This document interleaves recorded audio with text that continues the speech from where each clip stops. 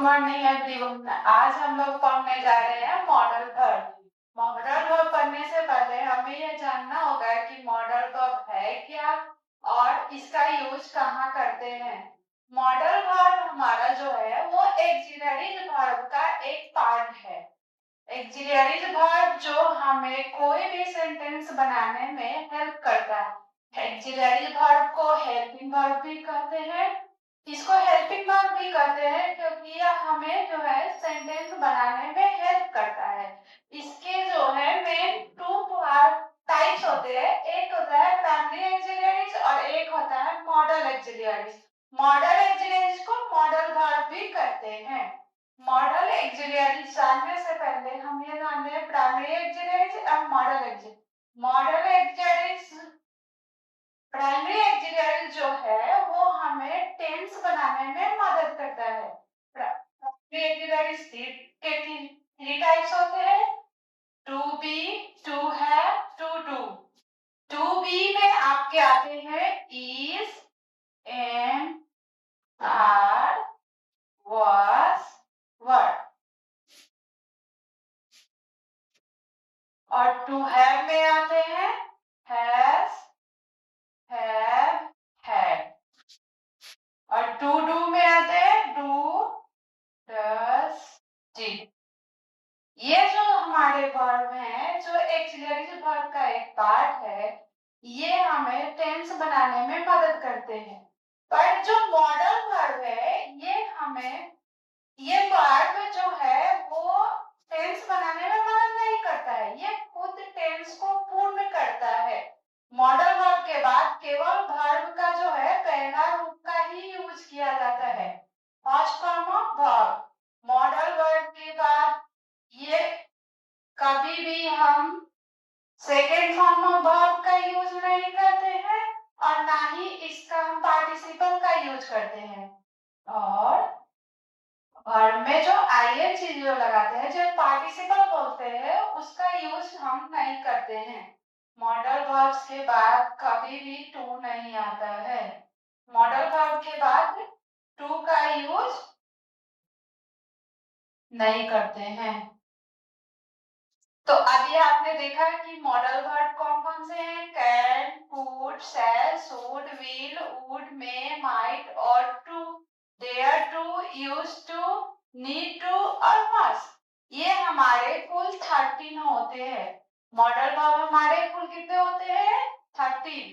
और इसके बारे में हम एक एक करके फिर पढ़ेंगे। कैन का यूज, कुड का, शैल का, शुड का। मॉडल वर्ब क्या होता है, इसके बाद किसका यूज होता है, वर्ब वन होता है हमेशा मॉडल वर्ब के बाद। अगर मॉडल वर्ब के बाद आप वर्ब वन का मतलब फर्स्ट फॉर्म ऑफ वर्ब का यूज नहीं करते, जिसको वर्ब वन बोलते हैं, तो आपका वो सेंटेंस गलत हो जाएगा। उसके बाद कभी भी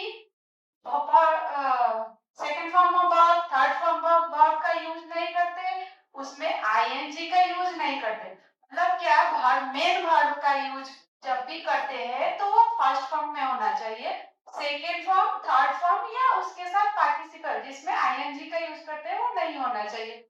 मॉडल वर्ब के बाद टू का यूज नहीं करते, उसके साथ कुछ एक्सेप्शन आते हैं, जैसे और टू हो गया आपका, dare to, use to, need to. ये खुद ही इतना आता है जो ये मॉडल वर्ब है, तो इसके साथ ये टू आता है। पर अगर इसके साथ हम कैन टू कर देते हैं कहीं, तो ये आपका रॉन्ग हो गया। फिर कैन के बाद अगर हम कर दिए कि कैन के बाद हम कर दिए कि एक, तो ये आपका रॉन्ग हो गया। कैन के बाद अगर हम करते हैं इटन, तो भी ये आपका रॉन्ग हो गया। और अगर हम करते हैं कैन के बाद ईटिंग, वो भी आपका रॉन्ग हो जाएगा, क्योंकि अभी हमने देखा है यहाँ ना तो हम first second form of verb होना चाहिए, ना ही थर्ड फॉर्म ऑफ वर्ब होना चाहिए, ना ही इसके साथ आईएनजी पार्टिसिपल का यूज होना चाहिए।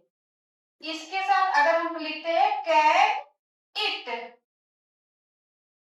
तो ये आपका सही होगा। अभी हमने क्या देखा, इसका सिचुएशन क्या है कि मॉडल वर्ब के बाद क्या हो सकता है। अभी हम देखेंगे कि अब इसको हम सेंटेंस में यूज करके देखेंगे कि सेंटेंस में यूज करने के बाद क्या आता आता है। तो अभी इसका हम कुछ एग्जांपल ले लेते हैं।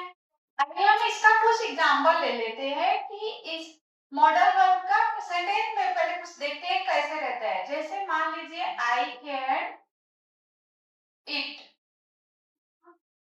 He should go, they will play,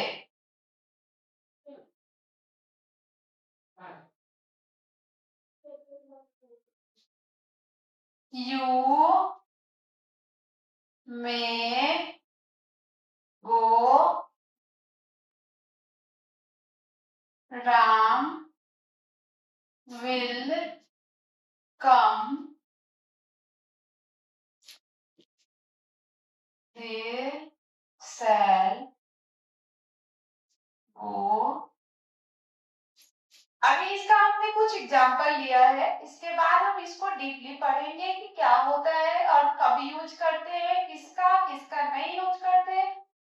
तो अभी हमने जैसे एग्जाम्पल ले लिया कि राम विल कम, मतलब ये विल आपका इसमें मॉडल क्या हो गया, मॉडल वर्ब हो गया, मॉडल वर्ब हो गया आपका will, modal verb can, should, will,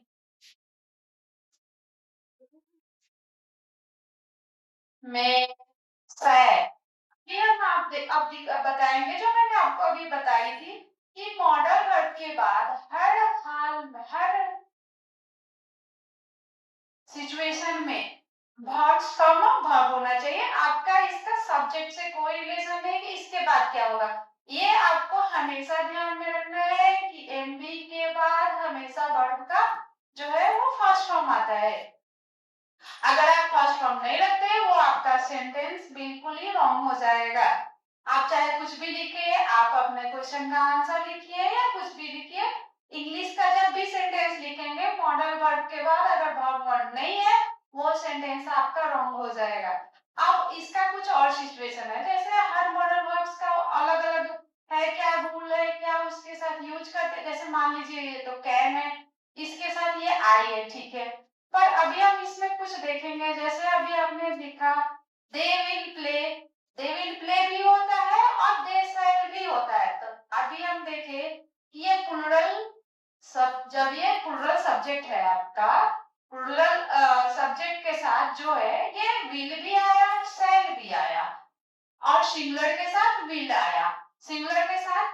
अभी हम इसको जब डीपली पढ़ेंगे तो बताएंगे कि कब विल का यूज करेंगे, कब शैल का यूज करेंगे, कहाँ कैन का यूज करेंगे, कहाँ, और सारे ऑक्सिलरीज के बारे में अच्छी तरह से हम जानेंगे। अभी देखते हैं कैन के बारे में। अभी हम देखेंगे कि कैन का यूज कहाँ करते हैं। अगर आप हिंदी मीडियम से है या इंग्लिश मीडियम से, अगर आप हिंदी में भी जानना चाहते हैं तो कैन का मतलब होता है सपना। कैन का मतलब होता है कि सब, कैन का हम जब हिंदी में यूज करते हैं तो उसका हिंदी आता है सकता है। अभी हम देखेंगे कि कैन जो मॉडल वर्ब है उसमें हम पहला देखेंगे कैन, कैन का यूज कहाँ करते हैं, इसका मीनिंग क्या होता है।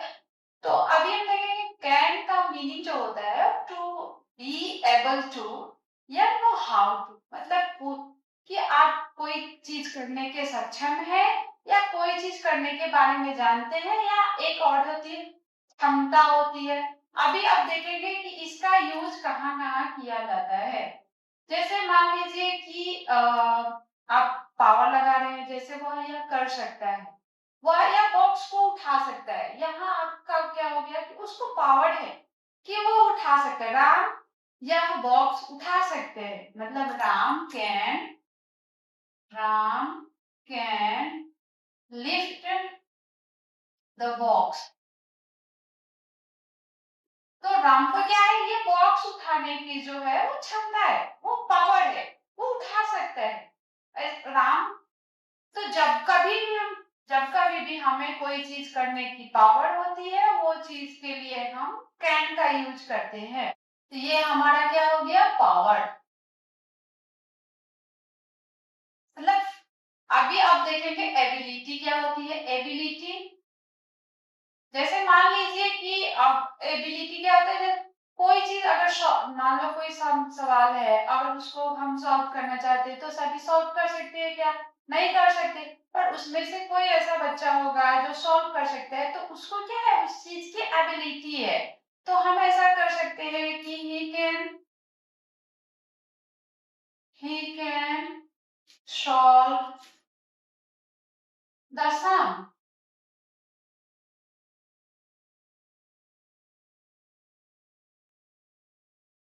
he can solve the sum मतलब वो जो है ये सवाल को सॉल्व कर सकता है, वो एबिलिटी हो गई। क्या हो गई? एबिलिटी। एबिलिटी हो गई। अभी आया अब कैपेसिटी। कैपेसिटी कैपेसिटी क्या होती है कि हम कितना जानते हैं, कोई चीज करने की कितनी हमें कैपेसिटी होती है। जैसे मान लीजिए हम कहते हैं वो इंग्लिश बोल सकता है, ये क्या है, उसकी कैपेसिटी है। तो कैपेसिटी जब भी आती है तो भी हम उसका यूज करते हैं कि कैन का यूज करते हैं। जैसे वो इंग्लिश बोल सकता है, तुम गा सकते हो, ये हमारी क्या है, कैपेसिटी है कि हम गा सकते हैं। तो जब कैपेसिटी आती है ना, तो भी हम कैन का ही यूज करते हैं। तो अगर हमको कहना हो कि वो गा सकता है, तो वो गा सकता है, ही कैन सिंग। अच्छा, ये हो गया आपका कैपेसिटी।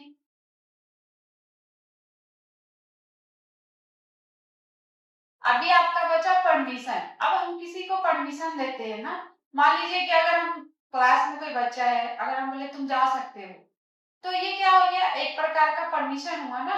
तो जब भी हम परमिशन का भी यूज करते हैं तो हम कैन का ही यूज करते हैं। कौन सा मॉडल वर्ब का यूज करते हैं? कैन का, कि तुम जा सकते हो, you can go. You can go, ये हमारा क्या हो गया, परमिशन हो गया।